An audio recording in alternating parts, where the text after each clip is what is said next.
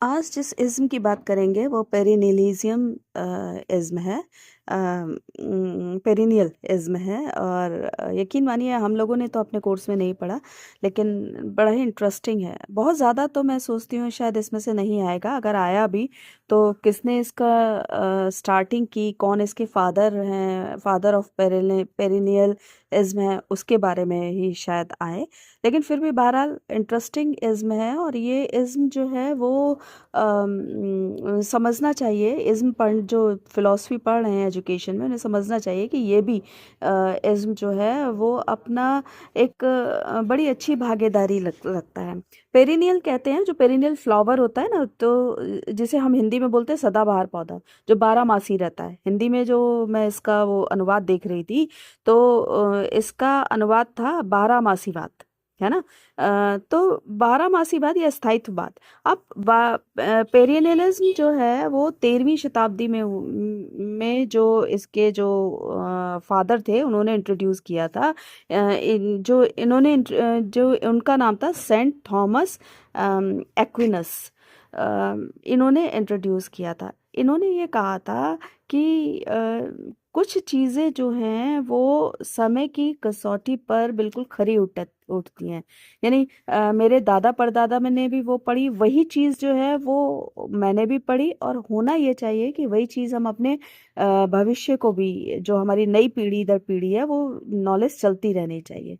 Generally अगर इसका connection हम देखें तो थोड़ा धार्मिक से हो जाता है कि जो चीज़ें हमारे पूर्वजों ने पढ़ी हैं वही चीज़ें, क्योंकि सत्यता के आधार पर, समय की कसौटी के आधार पर वो हमेशा खरी उतरी हैं। तो वो चीज़ें अपनी पीढ़ी दर पीढ़ी हस्तांतरित होती रहनी चाहिए, ताकि वो नॉलेज है, वो नॉलेज ख़त्म ना हो। तो जब इस तरीके की बात कोई करता है कि हमें इस तरीके का दर्शन लेके कोई चलता है कि हमें अपनी जो विरासत में मिली हुई नॉलेज है उसको खोना नहीं चाहिए, उसको पीढ़ी दर पीढ़ी पहुंचाना चाहिए। देखो, ये स्थायित्ववाद नहीं था, ये बारहमासीवाद नहीं था, तभी तो हम बोलते हैं ना, हमारे वेदों में बहुत सारी चीजें लिखी हुई हैं, लेकिन हमने खो दिया उनको। इसीलिए तो खो दिया। अगर ये पीढ़ी दर पीढ़ी हमारा चलता रहता तो शायद जो जिनके बारे में हम कहते हैं कि नागार्जुन थे, वो सोना भी बना लेते थे, या विमान बनाने की कला वेदों में लिखी थी, तो शायद आज हम सबसे ज्यादा संपन्न देशों में से होते, है ना? सबसे ज्यादा संस्कारवान भी होते। पेरिलियज्म जो है वो ये कहता है कि समय की कसौटी पर जो खरा उतरे वही सिखाना है, क्योंकि वो चिरस्थायी है। इसका पाठ्यक्रम उन सिद्धांतों पर केंद्रित होता है जो पूरे मानव इतिहास में स्थिर होते हैं। यह सब्जेक्ट सेंटर्ड फिलॉसफी है।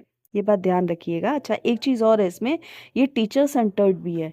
यानी टीचर जो बोलेगा उसको मानना पड़ेगा। ये स्टूडेंट सेंटर, चाइल्ड सेंटर्ड नहीं है।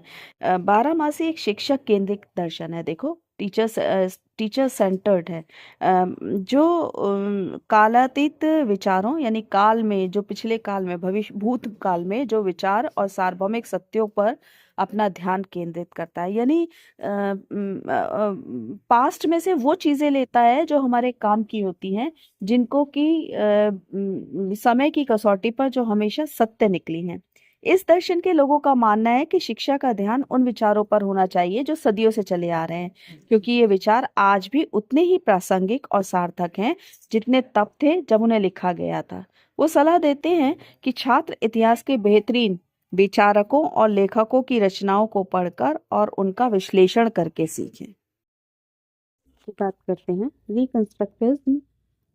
एक ऐसा इज्म है जो कि ये भी नए इज्म में से एक है, और जहाँ तक मुझे लगता है और जितने मैंने कंपटीशंस के क्वेश्चंस देखे हैं, उनमें बहुत इम्पोर्टेंट तो नहीं है, बहुत मोटा मोटा पूछा गया, जैसे उसके फाउंडर पूछ लिए गए, या उससे रिलेटेड कोई बात ऐसी पूछ ली गई कि क्या चीज़ है रिकंस्ट्रक्टिविज्म, इसको और किसी नाम से और किसी और नाम से क्या कह के पुकारते हैं।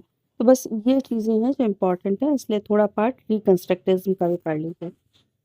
ये है कि पुनर्निर्माणवाद, है ना, कि पहले से कोई चीज एग्जिस्ट थी, पहले से किसी चीज का निर्माण किया हुआ था, पर उस चीज को दोबारा से रिफॉर्म करके बनाया गया, रिकंस्ट्रक्शन किया गया।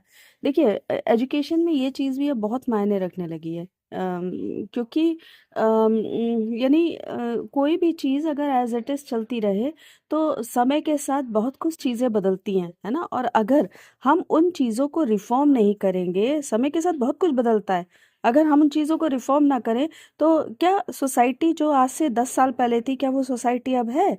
जो 10 साल पहले या जो कोर्स आपने पढ़े थे, क्या वो कोर्स आप पढ़ रहे हो? क्या आपके जो कमिंग जनरेशन है, क्या वो कुछ नए कोर्सेज नहीं ले रही है? मेरे समय में पॉपुलेशन एजुकेशन नहीं थी, मेरे समय में वुमेन एजुकेशन नहीं थी, लेकिन अब है। एनवायरमेंट एजुकेशन को इतना इम्पोर्टेंस नहीं दिया जाता था, लेकिन अब राइट फ्रॉम बिगनिंग है ना।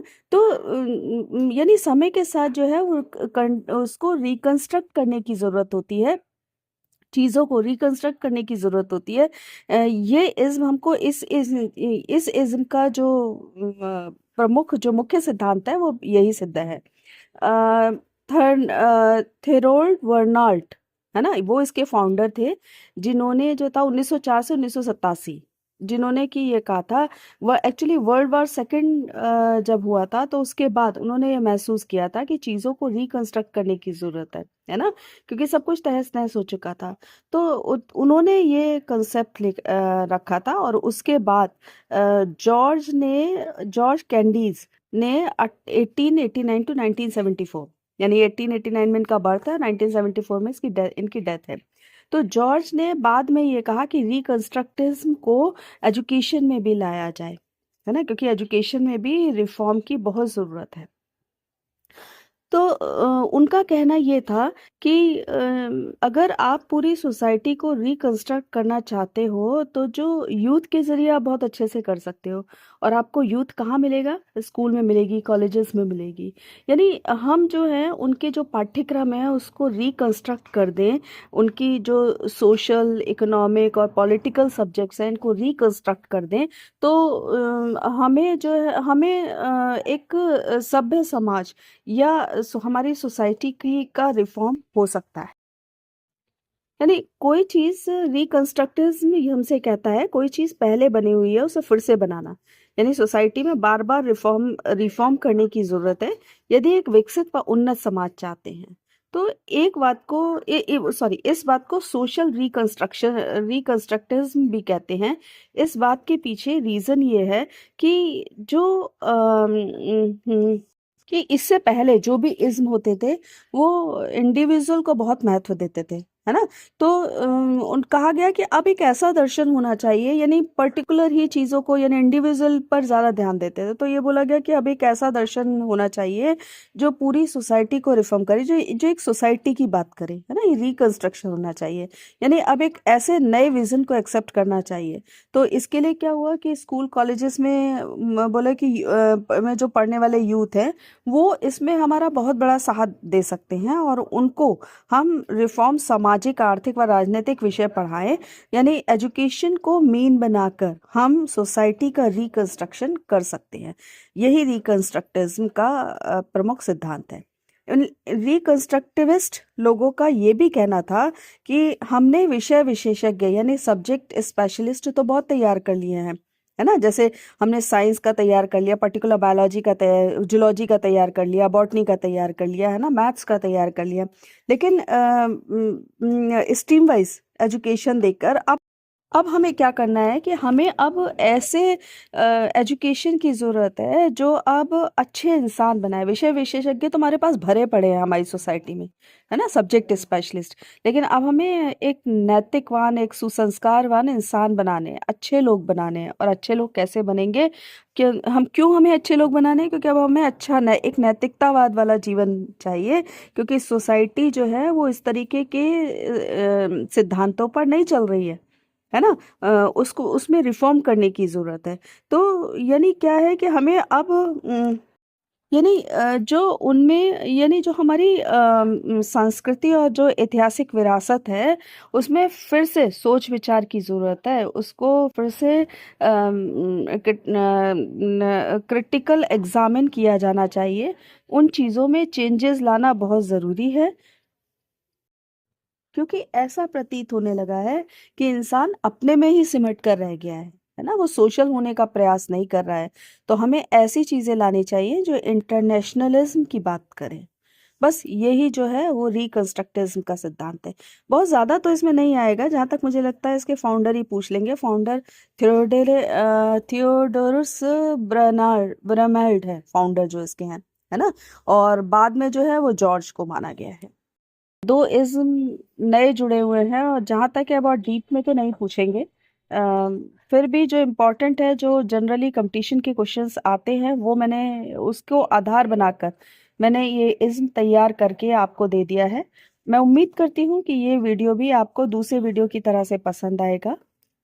अगर वीडियो पसंद आता है तो उस चैनल को लाइक कीजिए, चैनल को सब्सक्राइब कीजिए, लाइक कीजिए और बेल आइकन दबाकर नोटिफिकेशन आपको जल्द से जल्द मिले इसका इंतज़ार कीजिए। Thank you very much.